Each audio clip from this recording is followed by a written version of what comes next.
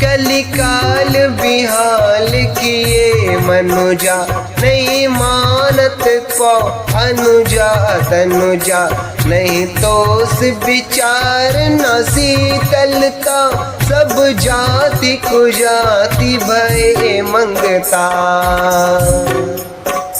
कलिकाल ने मनुष्य को बेहाल अर्थात अस्त व्यस्त कर डाला। कोई बहन बेटी का भी विचार नहीं करता। ये आप भली भांति देख रहे हैं मानस के फेस रतगन। लोगों में न संतोष है, न विवेक है और न शीतलता ही है।